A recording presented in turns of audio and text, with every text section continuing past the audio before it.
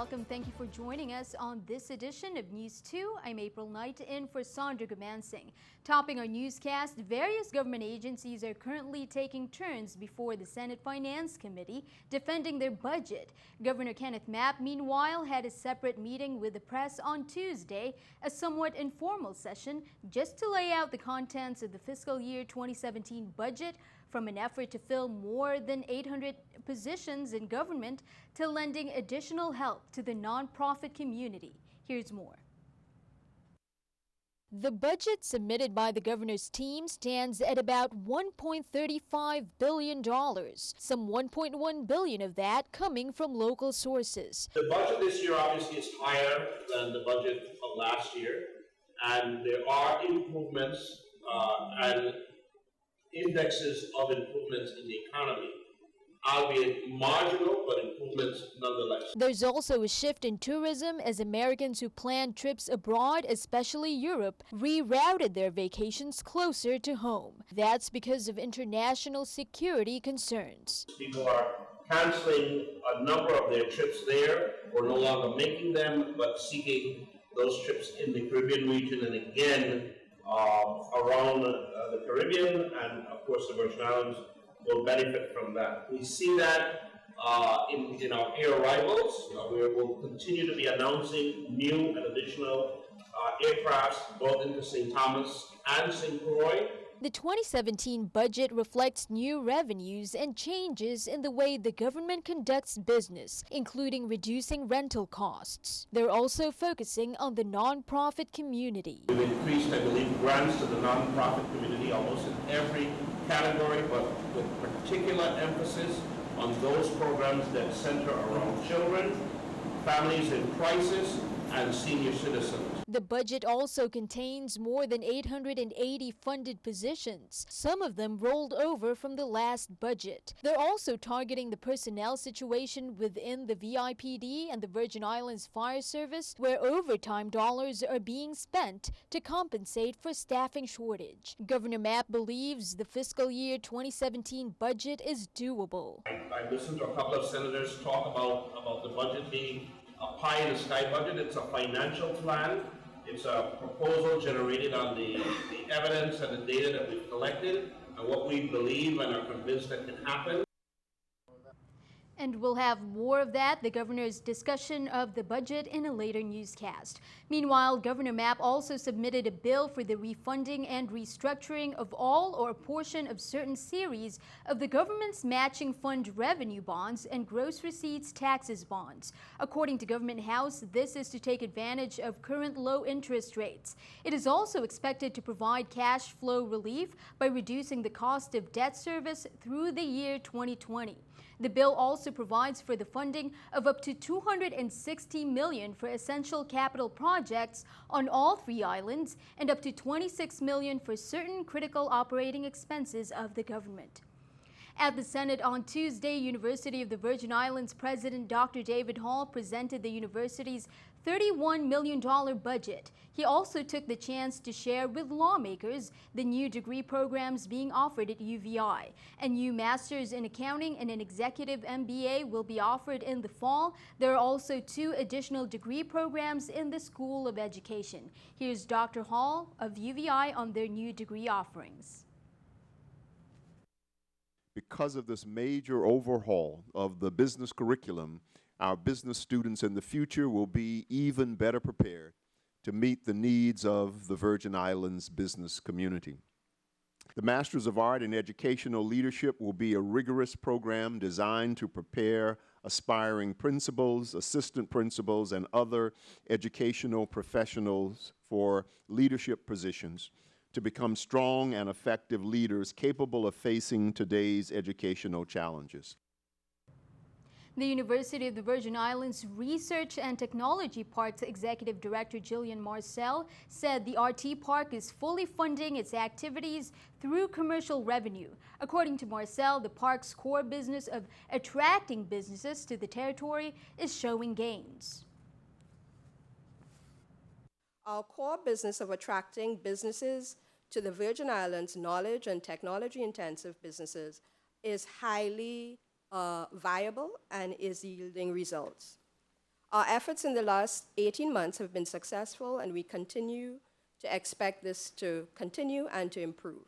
And with that in mind, we have therefore not requested any budgetary support for our core activities for fiscal year 2017.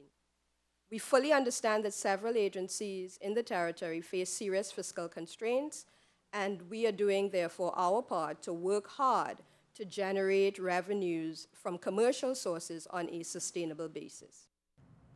Meanwhile, on Monday, the Committee on Housing, Public Works and Waste Management met in the afternoon and voted up a measure sent by Governor Mapp to ban the use of plastic bags. The plastic bag regulation bill will require businesses and organizations to utilize reusable bags or compostable plastic bags. The goal is to eliminate plastic bags at point-of-sale checkouts. According to Government House, a large percent of all litter consists of these bags, and many of them end up in VI waters where plastic bags can choke sea life, kill corals, and end up as chemicals in the food chain. Under the bill, plastic bags will still be allowed where no acceptable substitute exists, such as wrapping prepared foods or meats. The bill now needs to pass the Rules Committee before it can be reviewed by the full body. The Virgin Islands Next Generation Network has a new leader. The VINGN board made the announcement during its Monday board meeting. Dr. H. Mark McGibbon has been chosen as VINGN's new president and chief executive officer effective August 1st of this year. McGibbon will replace board member and interim president Peter Schultz, who assumed the role on March 10th. Schultz will continue to serve as board member and secretary of VINGN. During the board meeting, McGibbon told board members that his initial focus is to develop collaborative and strategic approaches that will maximize the territory's local internet service providers' access to the VINGN backbone. According to McGibbon, this will ensure that government, businesses, and residents alike are able to benefit from the all-fiber optic high-speed broadband network throughout the Virgin Islands. The Drug Enforcement Agency, or DEA, on St. Thomas is currently holding one of its flagship programs, the Jetway Interdiction Program, made available to state and local law enforcement agencies in the Caribbean and also in the United States. According to DEA officials, they're always looking to train law enforcement officers, so we can expect another one next year. This year, actually, the guy was telling us, the trainer, this is their largest program. We got about 121 students. This is the largest one they've ever seen in Jetway. And this is the first one they ever did in the U.S. Virgin Islands. This program is to teach interdiction to our airport staff and to help them learn how to interview people when they come in through the airports or any of the ports throughout the United States. We have a lot of people from New York. We have people from the Dominican Republic, Kingston, Jamaica, our office in Kingston, Jamaica, Puerto Rico, Florida, and just all throughout the United States. They came here to partake in the attendees of the training. We have some DEA, but it's mainly other law enforcement entities like VIPD, a lot of police officers from the states, and those who work in the airports and seaport. Meanwhile, local, federal, and military officials, along with private sector representatives, will convene for 2 days this week in the Virgin Islands starting tomorrow, Wednesday. They're starting the year-long planning effort for Vigilant Guard, a national-level full-scale exercise scheduled for May 2017. The exercise will test the territorial government's ability to respond to a catastrophic event, looking closely at how officials coordinate the delivery of federal and military assets in support of emergency response operations. Now, U.S. Northern Command and the National Guard Bureau sponsors the Vigilant Guard program. It's designed to give states and territories the opportunity to improve emergency coordination with their federal and military partners. The Virgin Islands Territorial Emergency Management Agency, or VITEMA, and the VI National Guard are leading the exercise. Vigilant Guard 2017 will evaluate the territory's response to a major earthquake and a tsunami. Well, turning our attention to the mainland, the race in the general election is heating up, and the Clinton campaign is putting major money into ads. Hillary Clinton and her supporters have $117 million in TV ads from now until Election Day. Donald Trump has zero. That's according to an ad tracking from Kantar Media. The news comes as there are shakeups in the Trump campaign. They fired the campaign manager Monday. Trump hasn't brought TV ads since May. And even then, there were small amounts on Indiana and Nebraska. Despite the low ad spending, Trump won in the primaries. Pro-Trump groups have spent just over $2 million recently in ads supporting Trump. Meanwhile, since he was fired by the Trump campaign, former Trump campaign manager Corey Lewandowski has spoken up. The voters have a binary decision coming up on Election Day. They can either vote for Hillary Clinton and her liberal policies, or they can put someone in place who's actually going to change Washington. And I will do everything I can to make sure that the latter of those two happens, which means Donald Trump is elected president. If I can do that from inside the campaign, it's a privilege. If I can do that from outside the campaign, that's also a privilege. It's going to take more than the worst mass shooting in modern American history and a 15-hour filibuster for senators to pass gun control measures. Despite members from both parties introducing legislation, senators could not agree on a solution Monday night. All four measures failed. You can blame a tough election year or fighting between the two parties. Mary Maloney has this report.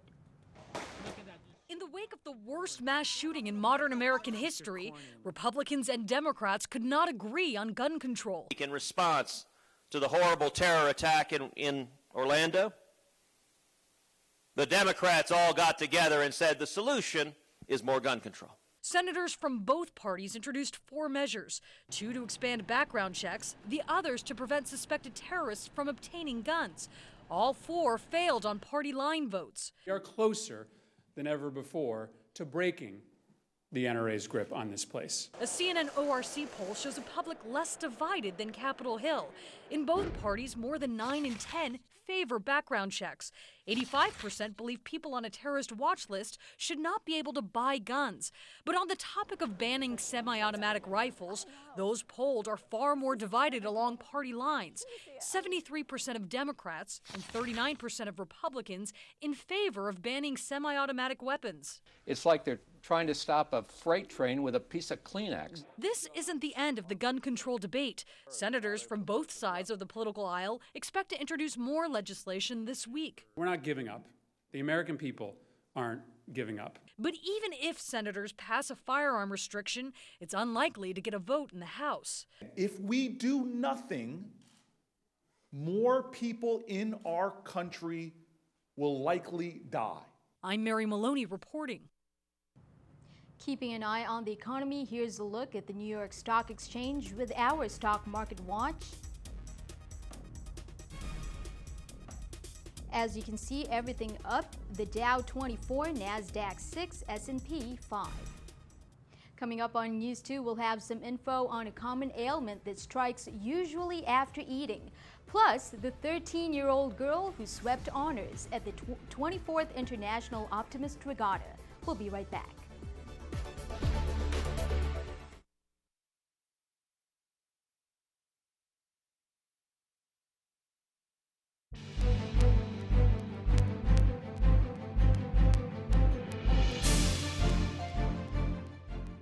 Welcome back. Changes in diet, changes in lifestyle. These have helped contribute to what some are calling an epidemic of acid reflux disease, or as it's more commonly known, heartburn.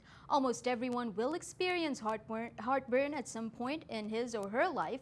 The important thing to remember is heartburn has almost nothing to do with the heart, and it's usually a minor symptom. But in today's Health Minute, Jim Morelli explains that's not always the case. It's considered a relatively minor gastrointestinal complaint, but if you've ever experienced heartburn, and most people have, you know how uncomfortable it can be. Dr. Braden Kuo, a gastroenterologist at Boston's Massachusetts General Hospital, says heartburn is the result of stomach acid sneaking up into the esophagus, something also known as acid reflux. Certain foods can trigger heartburn because they can affect the sphincter that normally keeps stomach acid out of the throat. Peppermint, spicy foods, oily foods, all potentially have the reaction of loosening that barrier to some degree. Other contributors to heartburn include being overweight, lying down after eating, not to mention pregnancy. And untreated, chronic heartburn can lead to complications, including bleeding, difficulty swallowing, and in extreme cases, cancer of the esophagus. Heartburn usually goes away within a couple of hours, but if it becomes frequent, see your doctor. In Boston, Jim Morelli. Meanwhile, the Virgin Islands Water and Power Authority has scheduled a water service interruption that's being felt right now in areas of St. Croix. The interruption is in the Frederiksted area. That's for Tuesday. That started at 5:30 p.m. to 11 p.m. tonight. Customers west of Claudio Marco School, to include Smithfield, the town of Frederiksted, and Concordia West, may experience low to no water pressure, while WAPA's maintenance crews and contractor rotating equipment replace a valve and install 2 strategic valves to upgrade the current system. While work is being performed, motorists are urged to adhere to all traffic directions to ensure the safety of crews, pedestrians, and other drivers.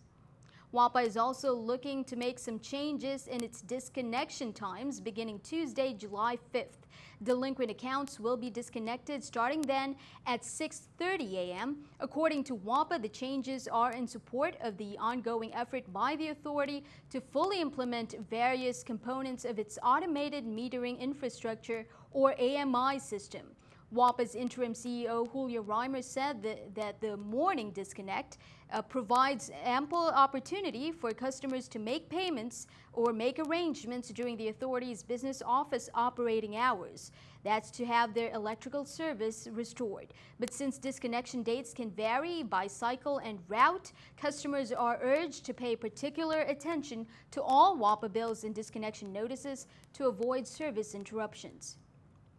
Lieutenant Governor Osbert Potter, who serves as the chairman of the Virgin Islands Banking Board, wants to let the public know of the Virgin Islands Banking Board meeting that's scheduled on this Thursday, June 23rd, 2016 at 12:30 p.m. That's going to happen at the Marriott Frenchman's Reef on St. Thomas. You can contact the Division of Banking and Insurance Director Gwendolyn Hall Brady on St. Thomas at 774-7166 and on St. Croix at 773-6459. The Virgin Islands Department of Education Office of the Insular Superintendent in the St. Thomas St. John District wants to let the public know as well that its offices at the Curriculum Center will be closed this coming Friday, June 24th. They're having a scheduled employee training. Regular office hours will resume at 8 a.m. on Monday, June 27th. Now, if you have urgent matters to discuss with them, you can contact the Department of Education's admin offices at 774-0100. Well, here's St. Thomas Yacht Club's 13-year-old Mia Nicolosi showing everyone what girls can do at the 24th International Optimist Regatta on Friday. She concluded Friday's racing with a 4-point lead after 10 races in the Optimist advanced classes. She also picked up a trio of other honors, including first place in the 13 to 15-year-old Red Fleet Top Girl and the Pete Ives Award. That's given for a combination of sailing prowess, sportsmanship, determination, and good attitude, both on and off the water. Some 115 sailors participated, representing Antigua, the British Virgin Islands, the Dominican Republic, Puerto Rico, Trinidad and Tobago, the USA, and all 3 U.S. Virgin Islands. They were competing with winds blowing up to a blustery 20 knots. Well, stick around. Your News 2 AccuWeather forecast comes your way next.